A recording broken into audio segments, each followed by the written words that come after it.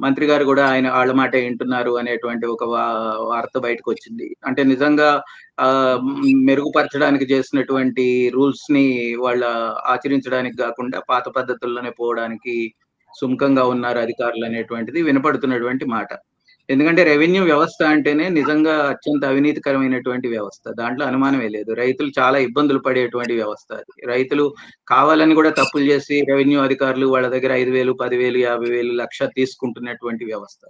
తప్పులు స్పెల్లింగ్ మిస్టేకులతో సహా సర్వే నంబర్‌లతో సహా, పేరుతో సహా, విస్తీర్ణంతో సహా తప్పులు రాసి వాటన్నిటిని సరిజేయడానికి మళ్ళీ వాళ్ళే లంచాలు వసూలు చేసేటువంటి వ్యవస్థ అది. అందుకని అది రెవెన్యూ వ్యవస్థలో ఉండేటువంటి అధికారుల పనితీరు మారకుండా, అవినీతి నుంచి బయటపడకుండా, పారదర్శకంగా ఉండకుండా, లేకపోతే రైతుల పక్షాన ప్రేమ లేకుండా, వాళ్ళు ఈ భూభారతి చట్టాన్ని మాత్రం ఎట్లా అమలు చేస్తారనేటువంటి ప్రశ్న మనకు ఉండనే ఉంటది. ఆ ప్రశ్న మనం ఇప్పుడే వేయలేం గానీ ఆచరణలో చూడాల్సిందే.